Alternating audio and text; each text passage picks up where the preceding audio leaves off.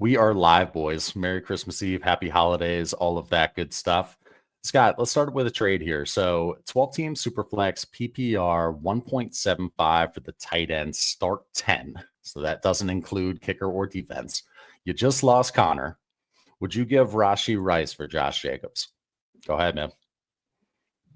No, I wouldn't. I think if this is what you've saved Rashee Rice for all year, are there any other alternatives that you can explore that don't cost you Rashee Rice? I mean, what else could you have gotten for him earlier that might have put you in a better position than today? So no, I'm not doing this now.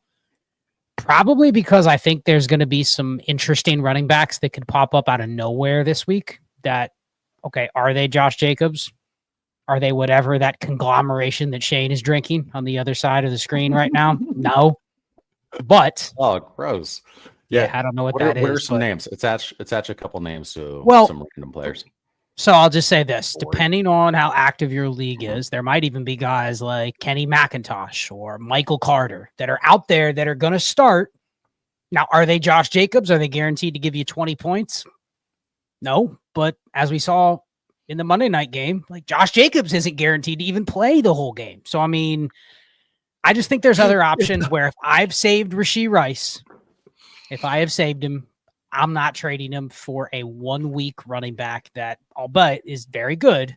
Just feels like I can replace this cheaper. Can I get Tajay Spears even? Can I get Alexander Madison? Like that, there's somebody that I can get that's cheaper, and I'll just take my chances with that player. Not doing this in week 17. If it was week 15 and I was getting a guy for the entire playoffs, maybe, but not now.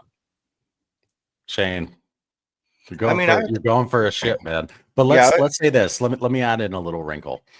Let's assume this team, and lots of championship teams are like this, but they might be a little old in the wide receiver room, let's say, right? Older hammers. So keep that in mind too. You were hanging on to Rashee Rice. You're looking forward to going into next season with that asset, but you'd be getting rid of him here. What do you think?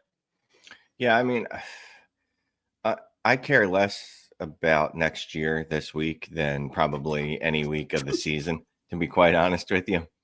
I'm going to probably make moves that are not great long term because, again, if I win a title, one, I'm the champ, and I get to talk shit to everyone in the league.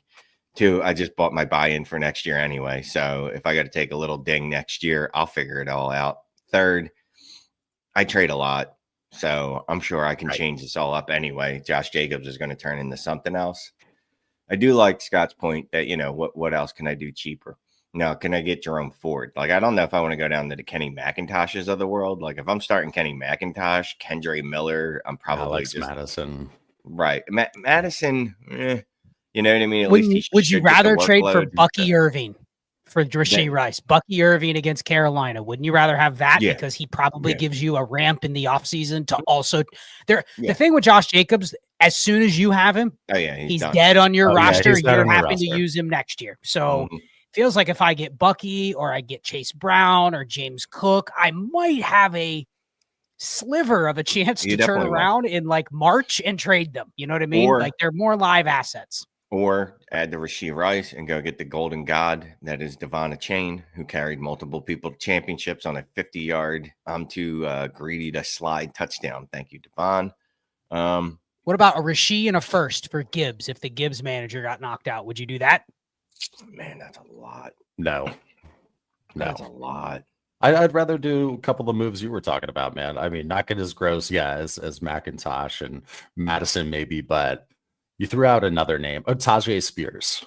Tajay. Something I'd rather get cheaper than Gibbs is a Cadillac, but I'm not giving a first. What about and Rashee Rice? Jonathan Taylor straight up. Does he give you more to move him in the offseason? Now, the problem is most teams that have Jonathan Taylor, if he's still in the playoffs, are still in the playoffs. So it's going to be hard to make that deal, but it feels like you got to go down. If I'm trading for a veteran running back, I'm going to Barkley before I go to Jacobs, right? I'm probably going to Jonathan Taylor before I go to Jacobs, but then I'm willing to settle for Jacobs. But man, there's just other options in here where like Jerome Ford, what's he called?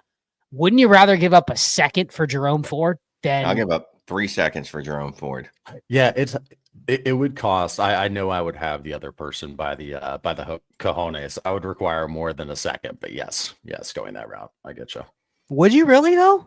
I mean, I would be. That's called some arrogant trading, Clay. Where I'm out of it, and I'm gonna tax you. And as soon as I try to get taxed, I'm just going to somebody else. You know what I mean? Like somebody will fair deal with me. There's 10 other teams. Hopefully, I should be able to deal with. Right? There's 10 other teams. Clay does not have the leverage here. If there's 10 other teams willing to trade, no, there is leverage because somebody is proactively coming to you. And they want Jerome Ford. They're very willing to pay a second. So I mean, I'm not saying throw in a trash can, but throw in a recycling bin, a little piece. Give me Bateman in a second for Jerome Ford. I don't even like Bateman that much, but you get the idea. Well, Shane's sitting here going, "Well, that didn't actually add anything to the trade."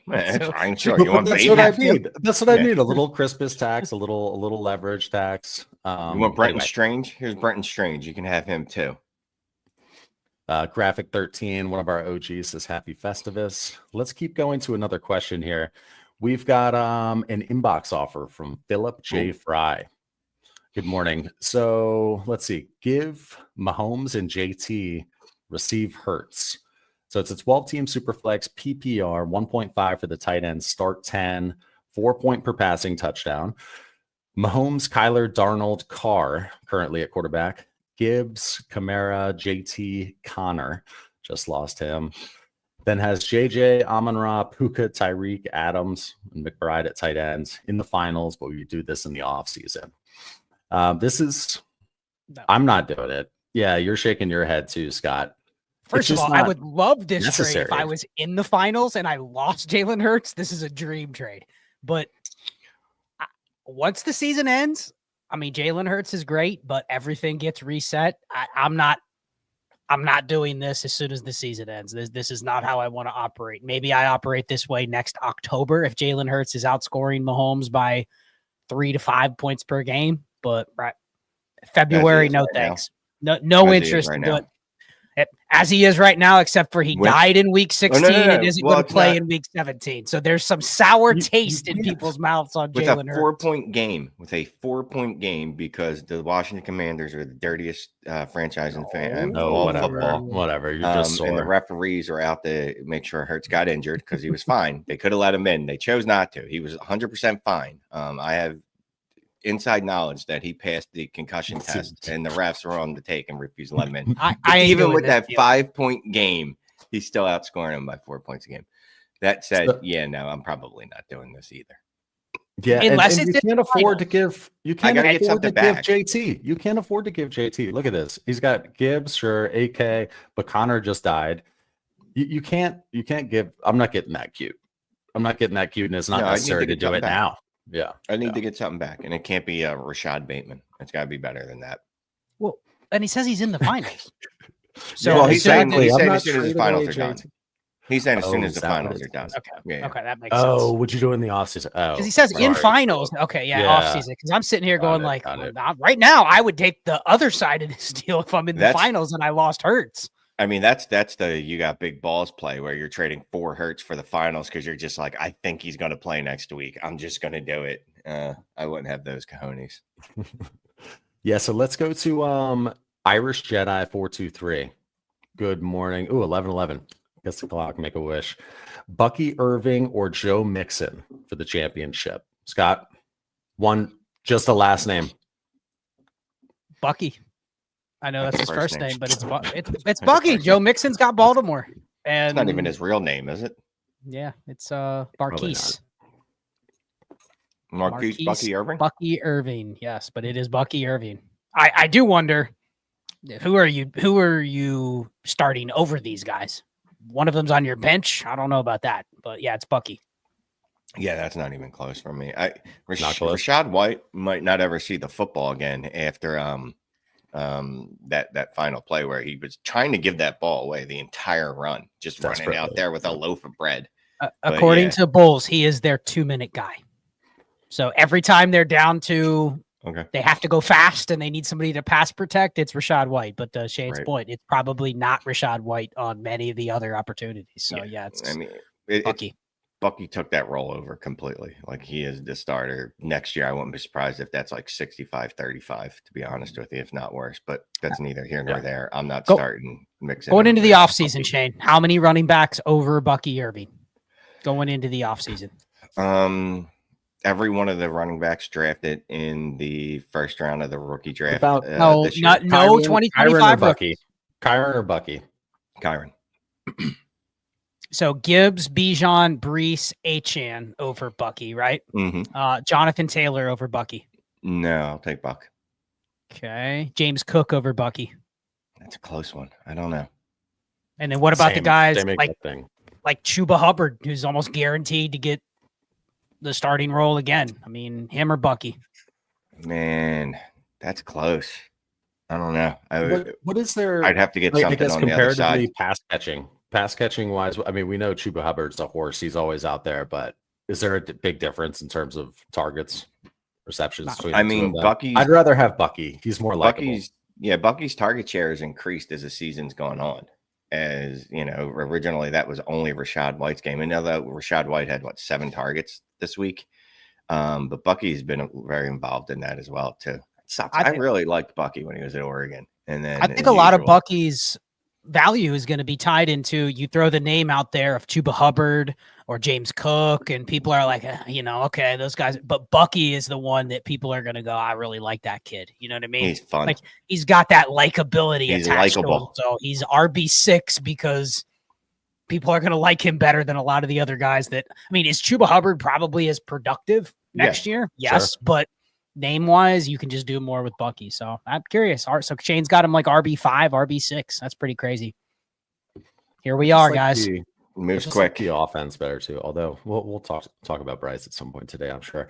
So Danny Too Good, one of our OGs, one of the just a good dude. He says, "Merry Christmas all, and a special eve of, is it Kislev 25 to my Jew bro Shane." I'm just reading. I'm not. Yeah, we'll be lighting the candles tomorrow at sundown. My kids get Christmas and Hanukkah because they're greedy, and they get everything in sight. They don't even choose one holiday, so they get multiple presents for multiple holidays. Good stuff. Yeah, are you pleased with your present decisions for your boys this year? Yeah, they did well.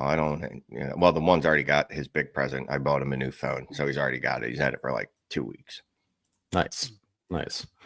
Okay, so let's keep moving. Danny, you're the man. Appreciate that super chat. And I'm actually going to put in I would say it to Shane before the stream. I don't want to be tacky, but if you're going to do awesome donations like that, straight up, YouTube takes 31% or something obnoxious cut. Buy Me a Coffee takes like 6%. So any donations really appreciated over there. But either way, kick ass. All right, let's go to a starred comment here. Matt Gilbert says, had lost a semifinal match by 0.8. Stat correction gave me an extra point to get to where you get the win by 0.2. And the fantasy gods are treating you. I don't know. And what was that this week? Like today? Was there a stat correction? Is that a semifinal match? Yeah, you can usually look them up on. I know MFL will give you the stat corrections like on Tuesday morning. It'll tell you which ones. I'll try to find it. But that happened in week 15, I believe, as well. There was a Cooper Rush stat correction. Not that he was on a ton of teams that were in the playoffs, but if he was, he I think had another negative 0.5 added to his total. I saw somebody on X lost a matchup because of the Cooper Rush stat correction. Not only did you have to have Cooper Rush, and you then lost with Cooper Rush on a stat correction. I mean, talk about a kick in the balls, you know? Yeah, no doubt. Okay, let's go to, we actually had a couple hammers come through that we might as well hit. Just 3 of them. This is from buymeacoffee.com/trades-in-5. We used to do our streams where it was all hammers, like what you'll see, but not anymore. We're doing it like you've heard us for the first 14 minutes, but we're always answering questions over there. So buymeacoffee.com/trades-in-5. And I've got that QR code under me. This is 3 hammers. It was from someone. So an anonymous someone. Thank you very much. Shane, Daniels, Kyler, Russ at quarterback. There's Bucky, Monty, Spears, and B-Rob, and also Warren at running back. Wide receivers, Chase, Marv, Neighbors, Garrett Wilson, Olave, and then has Bowers, McBride. Nice. At tight end, has an early 25 first. Just looking at trade options for the future. Love the show, lads. Appreciate it, someone. Shane, what do you think here? We don't have the format. Let's do a 12-team super flex, no tight end premium. No, let's do our stock. It's probably not a tight end premium, right? A 3 tight end premium. Holy shit, those guys are worth. No, this is a Brian wow. Robinson. It's a Brian Robinson fumble premium league. Let's go with a 12-team, 12 by 10, Shane. A 12 by 10. I mean, you should be looking to see how much you can get for Daniels, Chase, and Bowers, right? In theory, like that's what you want to do. But that's really hard to say when Jamar Chase scored 45 points last week and Daniels went out there and dropped 40 this week, and Brock Bowers goes out there every week and drops 20, because these dudes are fucking hammers. Like, sure, I like to move stuff, and I want to move the things that have value, but I'm not moving them. So we just talked about Bucky, right? Bucky's apparently running back 6, 7, 8. He's in that range. Well, who can I move Bucky for? Can I move Bucky for a running back that's just as productive as him and get a pick added to him? Chuba. We just named the players. Can I get Chuba? Can I Chuba? Whatever you want to call him. Can I get James Cook? Can I get running backs like that? Can I move Bucky for an old running back? Derrick Henry and a pick. Something like that. Spears, I don't care about him. B-Rob, I don't care about him. Is that Chris Warren? Chris Warren. Jalen Warren, that makes more sense. Chris Warren would be in his mid-50s. Unless it was Chris Warren Jr. Let's remember him. He popped up for preseason of, I think, 2019, then disappeared. Yeah. Let's pivot over to Scott, Shane, and then you can jump back into what do you get? Let's start with this. What are you doing with that early 25 first? I love this team. I'll just keep this broad. I'm not trading Bowers or McBride because I don't care about the premium. I can flex the other one, and I'm changing the tight end landscape for the rest of the league. So everybody else is now trying to chase my tight end advantage that I've hoarded. So those guys actually, you know what I would trade? I would need Jefferson, Lamb, Lamar Jackson, Jalen Hurts, or probably I would do it for a package of something else. If I get like Amon-Ra St. Brown or Josh Allen, like those are the names that comes up, and I'm not taking a penny less. And I'm also giving up. Literally, I have the league by the balls at tight end here, because after those two, it's like Kittle, Kelsey, you know what I mean? Like everyone else has a way, way lower tier at tight end, and they probably don't feel great about it. So I'm like, I have the tight end controlled in this league. So to buy that control out for me would be extremely expensive. And then I have Chase, Marv, and Neighbors. I mean, sure, you could put Marv up there, see what you could get. But I think this team, other than probably needing a better QB2, unfortunately, you could upgrade from Kyler. Like, this team's in great position of I can just cycle through next year's version of Monty, Bucky, Spears, B-Rob, Jalen Warren. I could just play that for probably 3 years, and this team is fine. So the early first, what can I do with it? It's beautiful. You could do I don't want to draft a quarterback, but that early first could be Ashton Genty. It could be McMillan. It could be something that I'd move up. This might be a team where you can add a Bucky. Like, would this be a team you would add to Bucky with the early first to go get another hammer player? You know what I mean? Like, something like that, and you can win with this team just patchworking it together with a running back. But it's a beautiful team. Beautiful team. You have Chase Daniels and Brock Bowers. Like, you have positional advantages out of 3 out of 3 positions right there. You have the wide receiver 1-ish.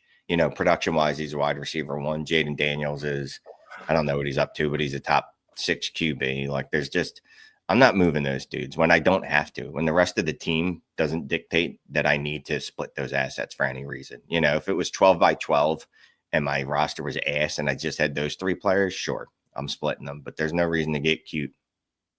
Yeah, no, definitely. And this is a perfect time to segue into a strategy question as part of this hammer donation from BT242. Thank you very much. So he's got his team and a question specific to the roster, but here's the strategy portion first.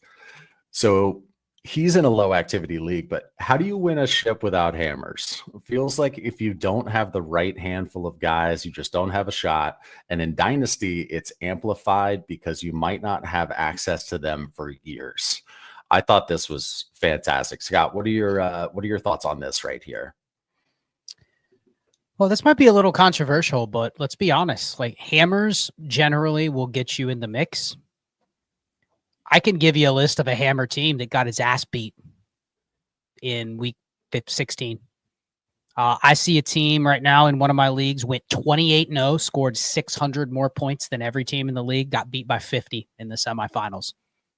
So, I mean, we're talking variance in a 1-week scenario can hurt you. So I think you still have to play the market. I mean, the one thing about hammers is there's some players, Shane, that are hammer assets. They are not hammer productive pieces down the stretch. So if you can play the market and get your hands on, the random James Conner or Alvin Kamara or Joe Mixon, when they have those stretches where they are carrying your team. I mean, if you had a wide receiver trio this week of Calvin Ridley, Keenan Allen, Adam Thielen, you were keeping up with almost any other trio in the league. And you would go, well, none of those guys are hammers.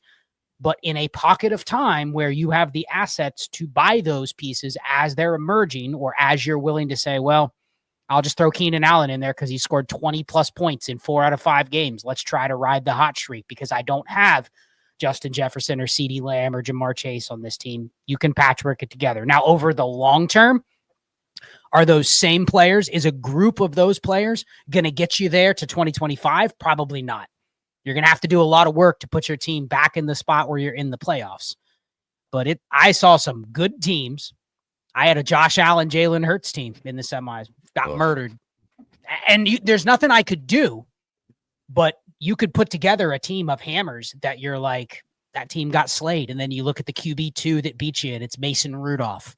You're going, how the hell did that happen? There's the galaxy between Mason Rudolph and Jalen Hurts is so far away, but yet in a 1-week game, you got beat. So I think it's just playing the market, because hammers more than just hammer assets. We talk about hammer assets in a dynasty lens year round with only a certain handful of players, but in certain pockets of period of time, James Conner's a hammer, Keenan Allen's a hammer.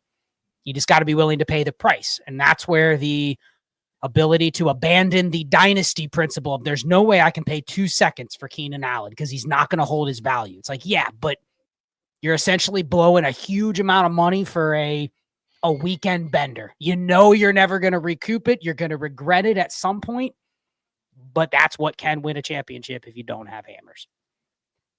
I don't know why I thought about this, because I was just thinking about snowboarding while you were talking, and it kind of reminds me of if you drive all the way out to the slopes and you forgot your freaking jacket or something like that, and you're like, oh, I gotta buy this like marked up jacket because I'm a dumbass, but this is kind of a cool jacket for today.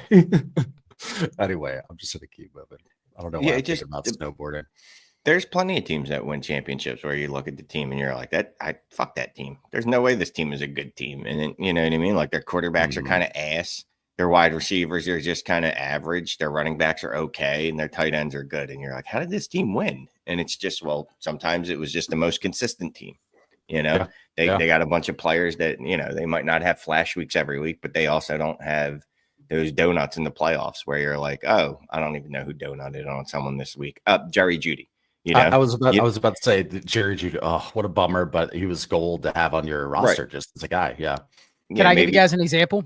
Mm-hmm. So this is a team that I made the finals, and it's just pure luck because I played the other team that had a worse week than me. The other semi was 236 to 230, and I won 149 to 140.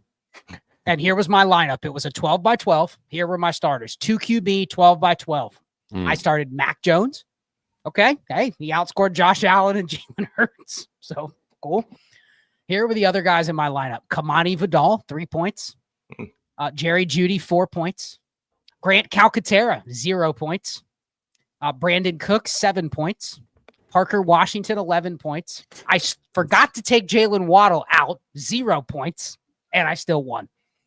And so is that like a Pickens team or something? Did you lose somebody I had McCaffrey, Alvin Kamara, Austin Eckler, and I could have played a couple other decent options on the bench, and I just forgot to take Jalen Waddle out. So it's like complete mismanagement by me. I had no business winning in the finals, but this could be the team that next week wins like 210 to 200, and you're like, there's no hammers on the team other than Derrick Henry. But I have a couple players like Trey McBride, Derrick Henry, like they could score 60 combined and I could win.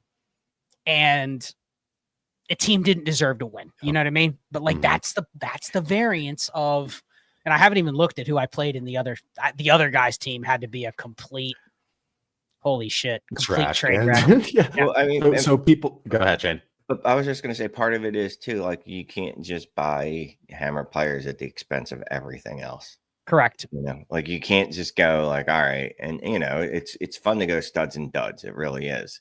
But you can't have, you know, you can do that with maybe 2 lineup spots, but you get to the point where you're giving up like 3 lineup spots where it's kind of like, all right, I'm sticking in Josh Palmer, and I'm sticking in a Khalif Raymond, and I'm sticking in someone like that. Well, then it's going to be a little harder to overcome unless your hammers pop every week. You know what I mean? And there are a couple guys that can do that, but then you also have cases where Jamar Chase, as much as he smashed this year at the beginning of the year, he didn't start out well. So let's say you started 0-2, you know what I mean? So it's trying to find that balance of like, yes, I want to buy elite players, but how do I do it at the cheapest possible rate? And how do I do it without just gutting and decimating the rest of my roster?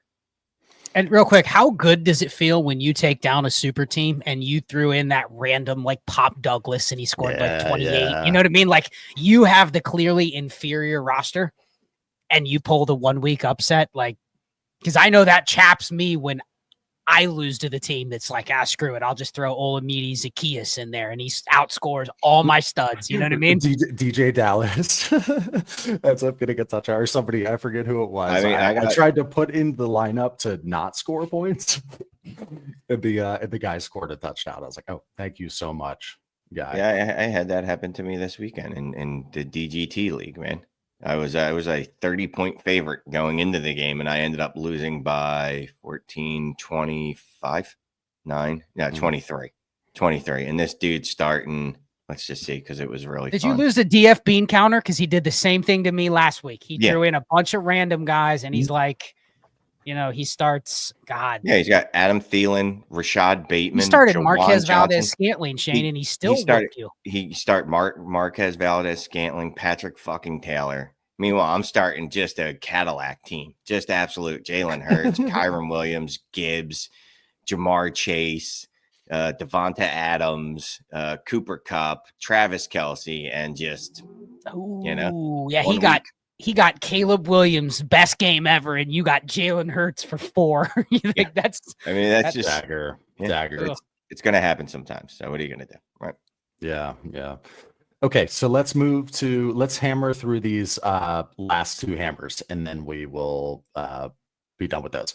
Okay, so this was the other part of his question. This is his team, 12-team PPR, super flex, start 10, Mahomes, A-Rich, T-Law, and then at running back has trash. Yeah, it's just cans at running back. Rashee Rice, Adunze, Waddle, Shaheed, Dell at wide receiver. Hawkinson at tight end, has the 109 in 4 seconds, no first or seconds after 2025. He says low activity in all caps. Specific to this roster, is it a few pieces or a few years away? Clay advised me, that's me, hi. Clay advised me to keep the guys I listed as my core, but that was over a month ago and the values have changed. So I'm back for more advice. When I read this, I was like, okay, while you guys are talking, I'm going to go back and see what I said. But all right, 12-team Superflex, start 10, low activity league. All right, what are you doing with this squad, just generally speaking? Shane or Scott, whoever. Go for it, Shane. I'm just looking at the wide receivers and whatnot. That's a nice, solid little wide receiver room, right? Tank Dell's dead. Well, except for Tank Dell's probably never going to play football again, unfortunately. Or if he does, it's going to be at a diminished capacity, I'm guessing. That's a shame. But Shaheed's going to be fine when he comes back. Waddle, they're solid wide receiver 3s and 4s. Adunze, I don't even know what he did last week. I'm assuming it's nothing because I heard absolutely nothing about him. But, you're hoping that he's going to end up being something better than what he was this year because, he was a high pick. In my old brain would be like, oh, you need to upgrade that quarterback room and pay up for it. But I don't even know if you need to do that anymore. Mahomes is fine as your QB1, and then some variation of T-Law and whoever the most recent A-Rich is. Sure, I'll just rotate those dudes in. There's low activity, so it doesn't sound like you're able to make lots of trades anyway. I don't see any other assets that are just expendable. I mean, sure, could I trade Waddle for a random first? I probably would do that. Can I get multiple seconds, any seconds for Dell? A second for Dell? Sure, I'll do that. But he's not listing a lot of players either, so I'm not really sure of what other assets he has. Okay, yeah. So when a month ago, I'm looking at my exchange with him on buymeacoffee.com/trades5. And let's see, it just moved to Superflex. Okay. Or it's just now moving to it. So I was encouraging, I think, to keep the quarterbacks. Anyway, I was just saying there's a nice little core there, not to get too cute, but go ahead, Scott. I mean, I'd go the opposite with this team. Like, this team needs assets. I'm willing to play I'll just stream QB2. If this is all I have on my roster, I'm willing to go Mahomes and I'll roster 15 backups. I'm not even going to keep T-Law or Richardson, assuming I can get some draft capital or build out my roster with those guys. Because I have no running backs, no picks. So unless you're willing to just play the literal any RB possible that I can pick up for free, this is going to be a tough team to compete with, even though it has a decent receiver core, a good starting tight end, and a QB1. You're not going to be able to build out a roster. I don't know if he says it's a start 10. So you're still not going to be able to build out at least 3 of those spots. So can I gamble and go, is someone willing to give me, I don't necessarily want to trade for running backs. I want to trade for assets that I can use to kind of build up a running back core over the next year or two. So can I get a future first for Richardson? Can I move T-Law for a pivot down to even a gross QB2? Like, I don't know, take some risk on a Matt Stafford coming back and playing. Like, I don't want the quarterback I'm getting back to really count. And I want to try to just roster construct around the fact that, can this team win in 2025? Probably not, but it certainly doesn't have the ammo to say, I'm going to go make some trades and all of a sudden I have a star-studded roster, because you don't even have the receivers you can tier off of. You don't have a tight end you can tier off of. I don't think you can tier off of Mahomes. So, like, you have a good core. It's just not one where you can extract extra value out of. So, got to take some risk. It's probably at QB. All right, let's go to the crowd, actually. We have a very generous donation and question from EVDiz17. Thank you so much. Definitely another one of our OGs here. Let's go to Shane first.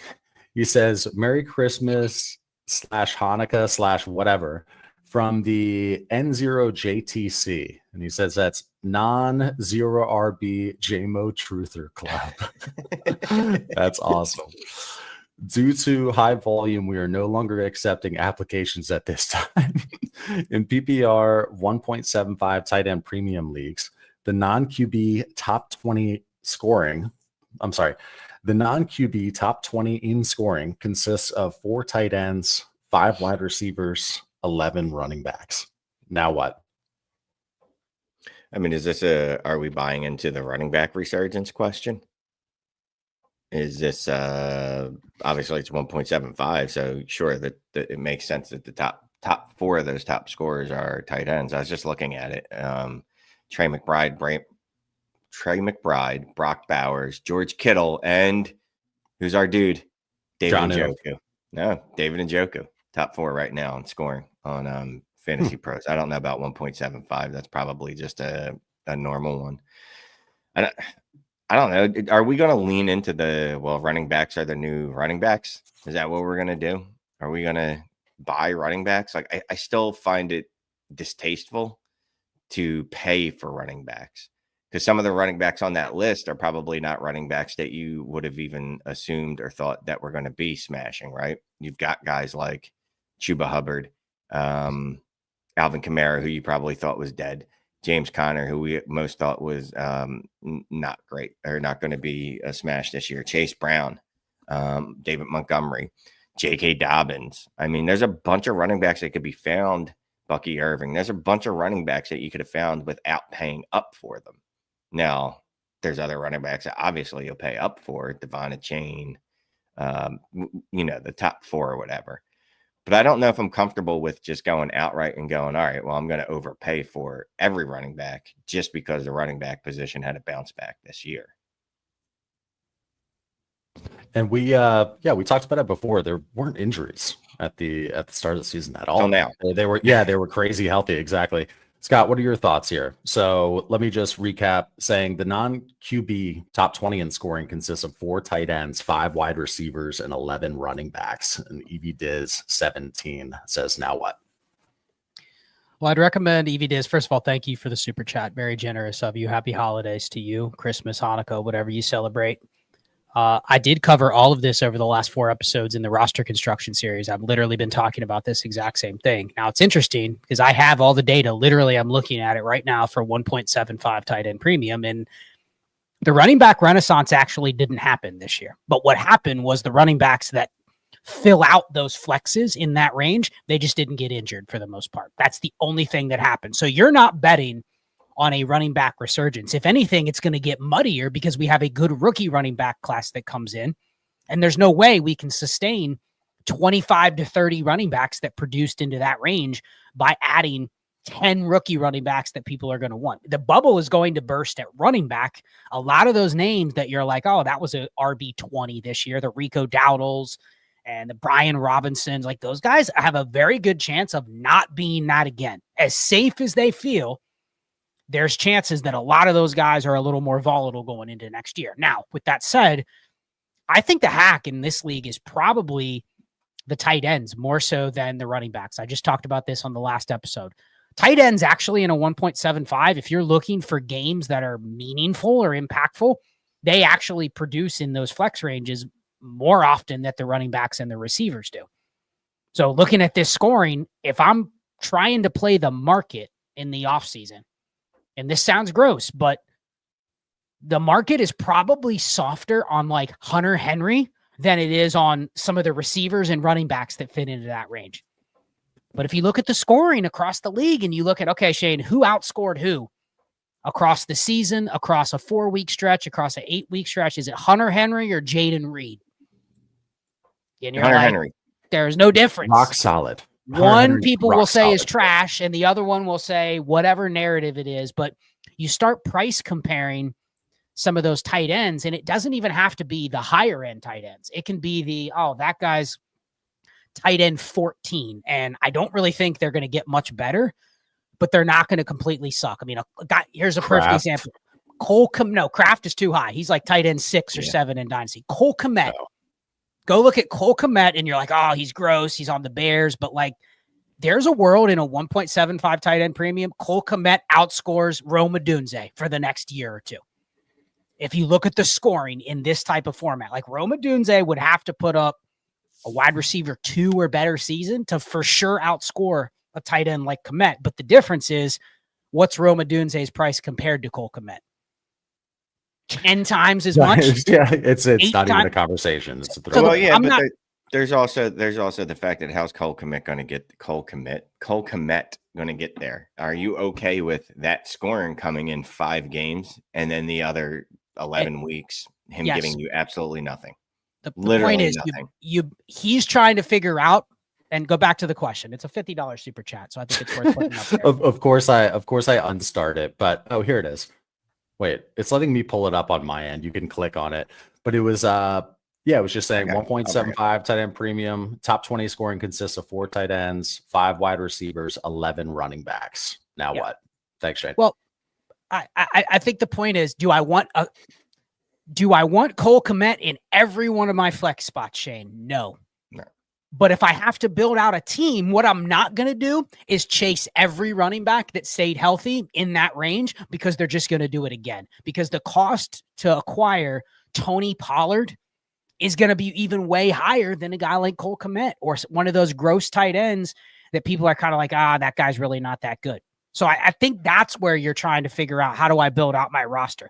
I certainly want a couple receivers in that range. I certainly want some running backs in that range, but I'm not chasing it just because of the 2024 scoring or the previous market in terms of receiver value. So I'm just looking at, everyone's going to overreact. They're going to overvalue the running backs like the Pollards and the Chuba Hubbards. Like, to pry them off the team that has them, you're going to have to pay because of what happened in 2024.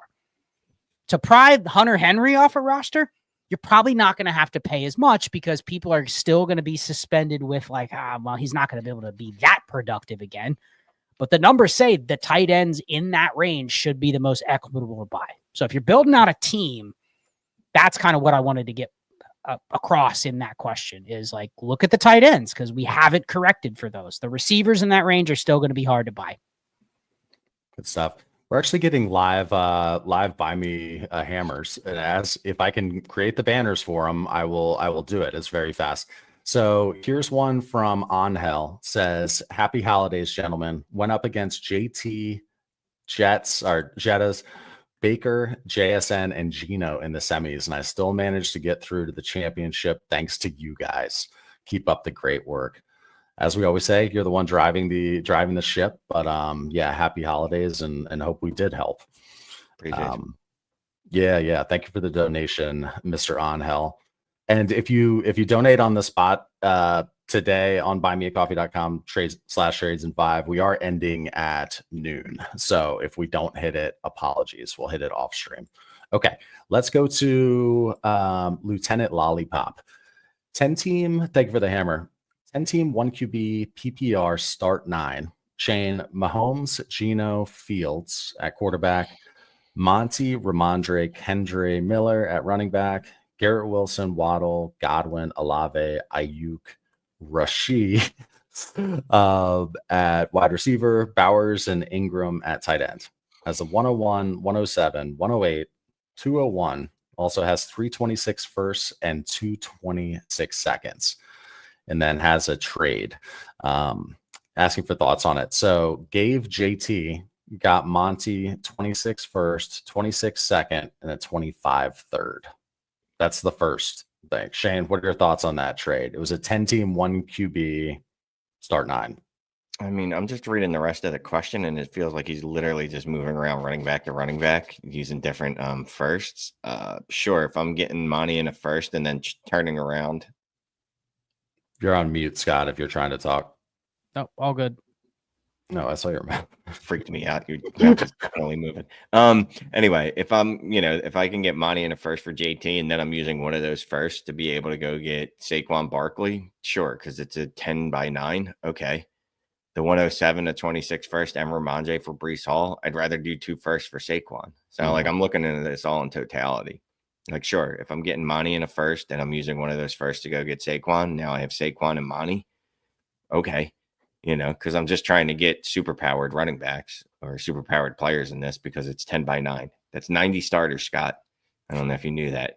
So exactly. At the end of the day, like, all this moves that you're making, normally firsts, like later firsts and future firsts, are devalued in such a shallow format. But whatever your league market is, just the goal at the end of the day is make your starting lineup better. Get hammers. So every trade, that should be in mind, like the second one.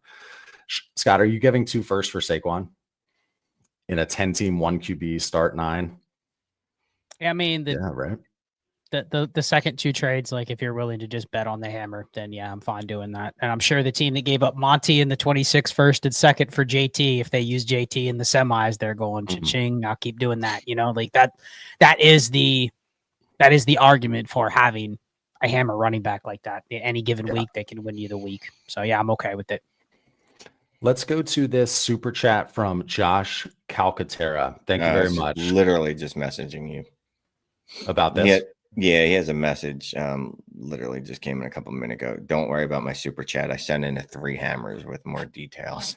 Oh, that was him. Okay, well, hey, got you back up on the screen. Thank you very much, Josh. Yeah, I guess he was Cal's XX97. Gosh, is he that young? Because I'm 84, so that's 13. He's 27 years old. Interesting. It's not even that young, man. I mean, there's people that are born in the 2000s that are damn near 25 years old at this point. What are you gonna do? You're old. So we already addressed that. Okay. No. Did he send one in? Did we already answer that? Yeah. He was, well, let me just double check. Oh, this is a separate question for sure. This is Penix. Yeah, it is separate. Okay. Josh Calcaterra, we're answering this. Happy holidays, fellas. Love you guys. 12x9. So 12 team super flex, PPR, no tight end premium, start 9. Traded Richardson, Penix, Waddle, 26 and 27 firsts for Lamar, Russ, Pollard, and a couple fourths. Both of us are knocked out. Okay. That's a big old trade. Gave Richardson, Penix, Waddle, 26 and 27 first for Lamar. It's 12x9, and he got Lamar and Pollard. I'll just say I like getting Lamar in this format, but I think if I have that top side, I can do a lot more shit with that. You have so much flexibility. Because here's the thing, Shane. I now took back Russell Wilson and Tony Pollard. Do you really even want to start them in the start 9? No. So you took them back, but like now you're pressured to. Here's how you fix this trade, because you already paid a lot for Lamar. You need to build your roster around making sure you're going to start Russell Wilson. You know who's your QB2 now? Russell Wilson. Don't try to upgrade him. Don't add a first to Russell Wilson to get somebody better. You've made your bed. You've already given all your money to get Lamar. You need to bet on Lamar being the difference maker, and Russell Wilson can just keep pace. You know what I mean? Like that. You've already made that bet. Don't go, I don't want to see a question from Josh. Josh, love you, but I don't want to see a question in 3 months. Hey, Russ is my QB2. Should I add to him to get another? You know what I mean? You took him back in the trade here. So I would have loved to see a trade where I don't have to give up one of those first, and you could keep Russell Wilson and Tony Pollard. You know what I mean? Sure. So that's just my thoughts. But think about that when you're doing these deals. It's great to get Lamar, but, Shane, would you have done that deal if you don't get Russ and Pollard and you still had to pay those 5 assets for Lamar? I mean, that feels like you're just you were going to make the deal. You just needed something to say that I feel better about making the deal. I mean, that's a lot to pay for one player, though. It is. 2 firsts, Penix, Richardson, and Waddle, and it's not even that those 5 assets are great. It's just what else could you have done with them? There's a chance, though, that AR and Penix this time next year are worthless, near worthless. Penix probably less so, AR more so. 26 first, 27 first, especially the 27 first. That's literally 7 years away. I have no concerns about that. But we got no flexibility now, and we're stuck on Russell Wilson and Tony Pollard. Maybe we don't. It's a 12x9, so who knows how deep his bench is, right? Like this could just be like, dude, I've got so many pieces that I'm just consolidating. Like here's a Waddle, there's an AR, here's a, you know what I mean? It is a lot. I don't know if I could do it in 12x9. I can justify it a lot more than any other format, though, unless it's a 10x8. So Rain from the crowd says, Scott, we'll start with you.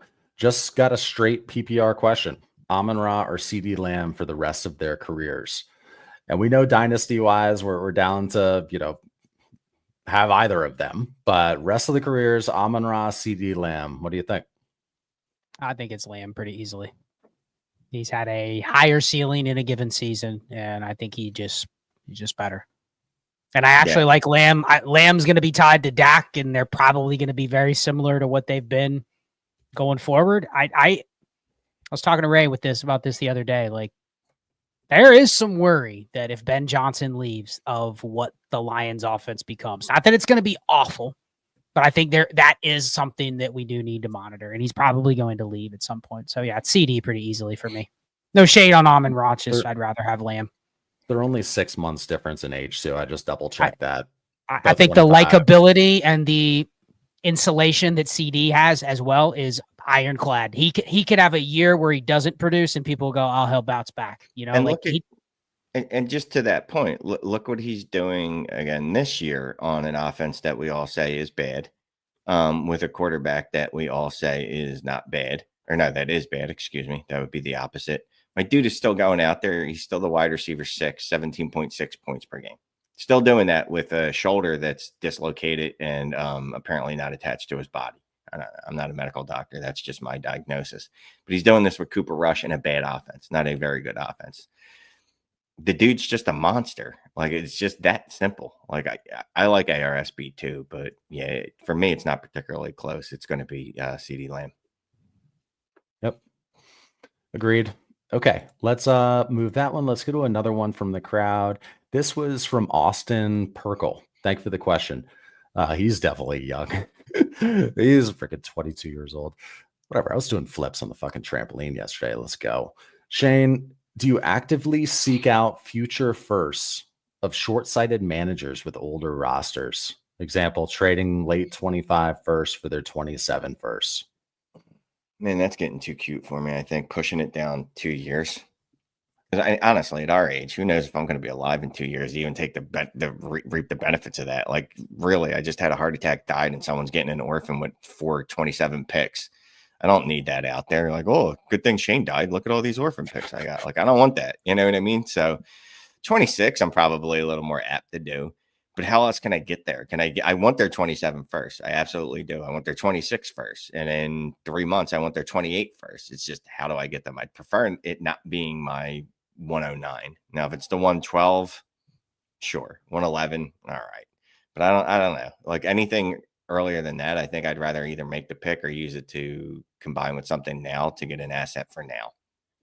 Do you want to bet against short-sighted managers, Scott? Is short-sightedness actually an asset, a good thing for Dynasty now?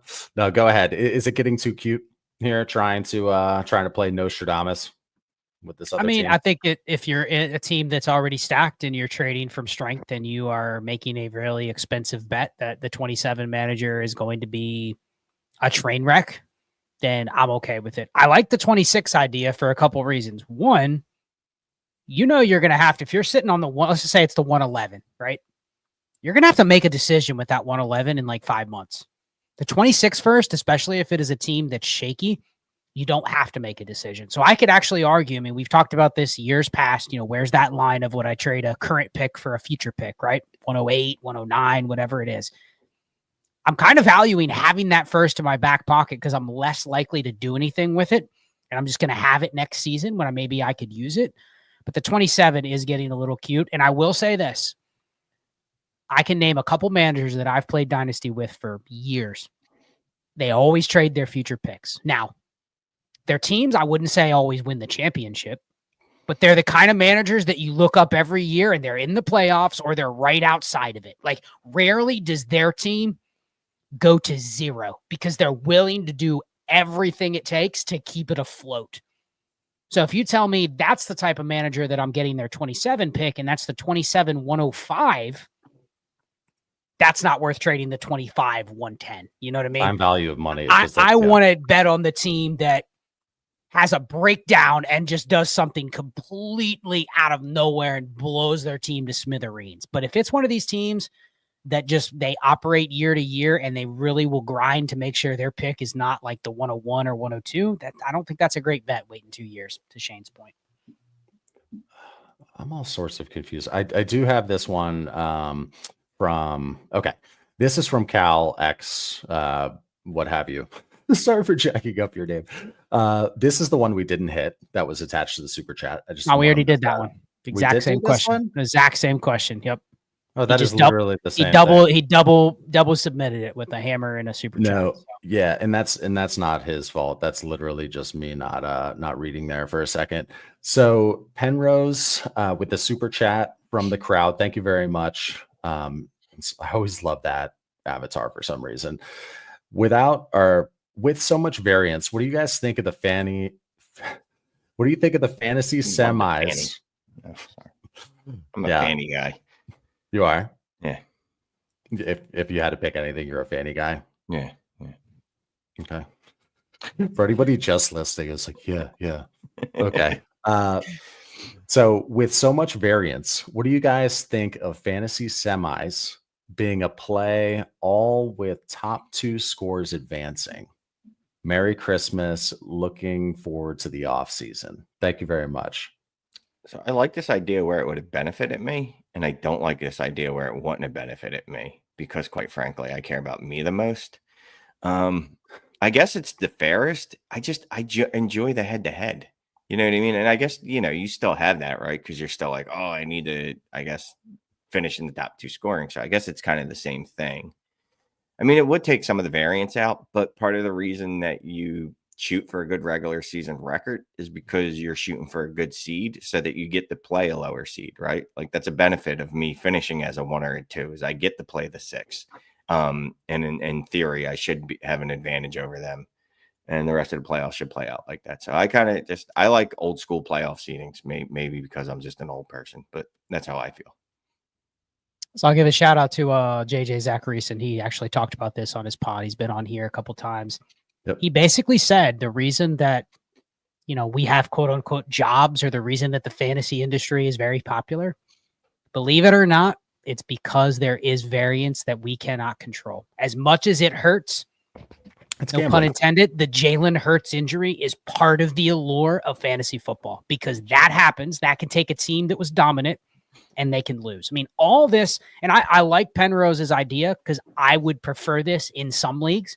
I have 2 leagues that actually do this, and I like it because I know what to expect. I know that in week 16 and week 17, I don't have to sweat a head-to-head matchup. It's just most points, and if I'm down 25 going into week 17, I can still win. That's a nice feeling. But I wouldn't want this in every league. So I think it's a good idea if your league votes for it. But really, all this is trying to do is remove the variance and the bad luck that can plague a team that's going to get beat in a 1-week scenario where they'll win every other week. If you really want to go to the extreme, I could tell you every league is going to change to an all-play format where you never play a matchup. You just play for points every week against every other team. And that goes from week 1 to week 17. We have a league like that. It's fun, but it's a totally different strategy. You are not playing week-to-week matchups. You are literally almost playing it like best ball, but you still set a lineup because there is no head-to-head. There is no game theory against, somebody else that's doing this. You have to be better than the league to win, which is hard to do. So it's just, different strokes for different folks, but I think it's good to have, but I wouldn't be like, oh, we need to remove all variance in fantasy football because it's what makes it. It's why Dynasty exists right now, because there's so much shit that changes so quickly. Yeah. What else would we talk about if there wasn't things that are causing immediate reactions? So Philip J. We'd probably talk about our feelings. And I don't know if people would enjoy that, to be quite honest with you, an 1.5-hour stream of us just discussing our feelings. But anyway. Some would. Philip says, shout out to Sandiford for always coming through and helping out, especially answering questions in the DTI 5 app. Yes, Sandiford's the man. He's the absolute man, and he does all of this proactively and selflessly. And yeah, there's a Dynasty Trades in 5 app. Yeah, there's a lot of extra stuff with Dynasty Trades in 5 that nobody knows exists, but there are 1,700 people registered for that site and lots of people on the app. So, okay. Chris Ortiz, pick 2 PPR. Okay, pick 2 of these in PPR, Scott. Breece Hall, Kamara, Ladd. Well, not Kamara, because he's not going to play. So it's the other 2 by default. I assume this means like this week. I mean, yeah, the 2 that are playing. Okay. Sounds good. I mean...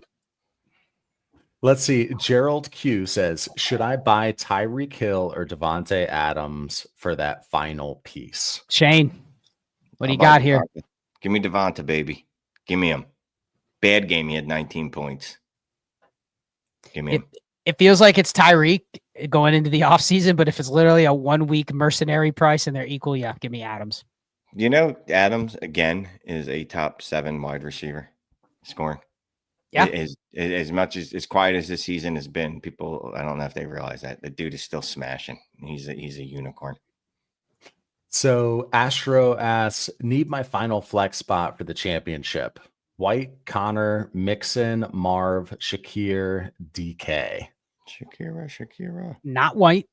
Connor, not risking that on a short week in a game that they don't need. Not Marv, because I don't remember the last time he had a good game. DK plays on a short week against the Bears. I would probably be going, man, it's hard to sit Mixon with these choices because it's like, he's going to get a lot of touches. What do you think, Shane? DK, Shakir, or Mixon? That's who the 3 are down to me. Probably Shakir or Mixon for me, but I'd probably go Mixon. Yeah, I'm going Shakir. I love the upside of Shakir. Like that dude's liable to just drop 40 points. Probably not 40 points. Or drop the ball. Well, he's not did he have a drop this week? Oh, he was so frustrating during the game at first. Just he missed a couple catches. One of which was a touchdown catch. I know he redeemed himself later, but anyway, he's nice. He's nice. He's had a really, really good year. No. Okay. We are coming to a close here. We're just going to rip another question here from Rongo. Thoughts on the 5th and 6th playoff seeds going to a regular season highest points for instead of by record? I had some rough weekly matchups and went 5-9, but made the playoffs with 4th highest points for.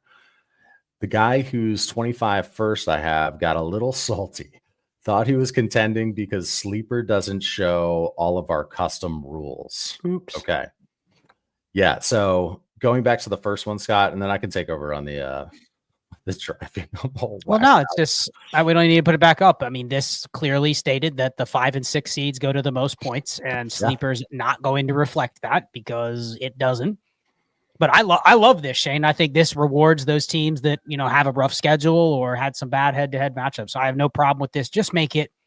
I've had a couple circumstances this year where our bylaws were different than what Sleeper's reflecting because it's hard to customize everything.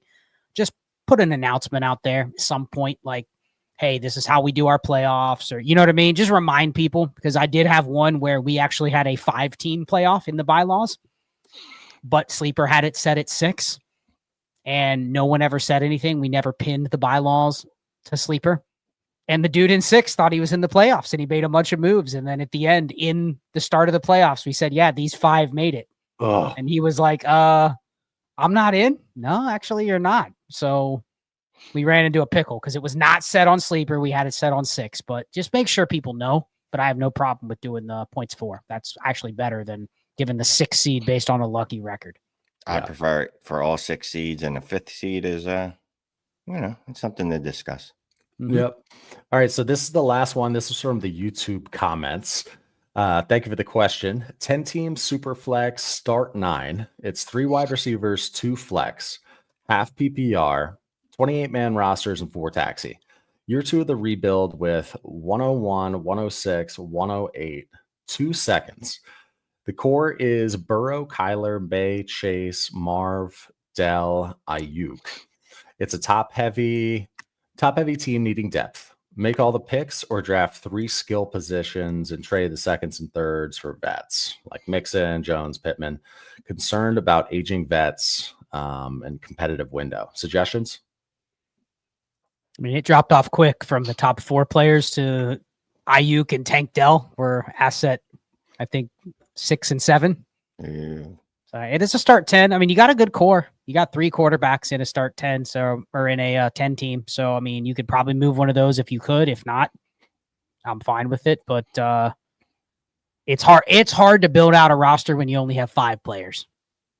Even in a start 10. Like, yeah, sure. If you can use those seconds to buy random players that can produce, I'm fine with that. But I don't need to commit to that right now. Like, I'm not buying Joe Mixon for all my late picks today because that's not probably fixing my team. But there's going to be more equitable players you can buy even cheaper if you really want to just throw some random replacement level pieces in there. So I'd slow play this one more year. I'd probably be looking to move Burrow too, coming off this year. Sure. Then when he regresses next year, regresses next year too, and I don't mean this in a bad way, but if he has a down pocket passer season and he's QB 7, 9, 8, 12 in that range, and that's not in order, by the way. Only hesitation is he's got Chase, so you got you got the stack locked up. That's the only reason I would be like, okay, do I want to? But I'm with your logic, especially with the team that doesn't have a lot of assets. Sure. Yeah. So we have 200 eyeballs on the dot who joined us on Christmas Eve for this stream. Already hit the like. We appreciate you. Christmas Eve and Hanukkah. Want to give a shout out to Hanukkah as well. I put a little icon there under Shane. I didn't know what to do. The overlay was looking pretty. So Merry Christmas, Happy Holidays, all that good stuff from me. Would you guys like to say the same or something similar? Yeah, Merry Christmas, Happy Hanukkah, Happy Yule, which is some pagan holiday that I just looked up the other day. So I just keep wishing it to people. But hopefully you're spending today with your friends and family, tomorrow your friends and family. And if you don't have friends and family, reach out to us. Well, those two probably will be doing stuff, but reach out to me. I'll be with my kids. I'll still say hi. But look, sometimes also check in on people. Holidays are a rough time for some people, all kidding aside. Just check in on some people. Not everyone has friends and family, so just check on those people. Yeah. Echo everything Shane said. It's been a good year. There's been some trials and tribulations for the show, but I'm excited where it's going. 2025. It's a interesting time in Dynasty because things are way different than they were even when we started the show. But I think that the stuff that I'm excited to dive into for 2025 is still stuff that I don't know is being covered a lot out there in the space. So kind of looking forward to a new year, fresh start. And appreciate everybody that literally have been rocking with us since we started. So thank you. Happy holidays to everybody. And it's all from me. All right. Cheers. I will end this stream and we will see you soon.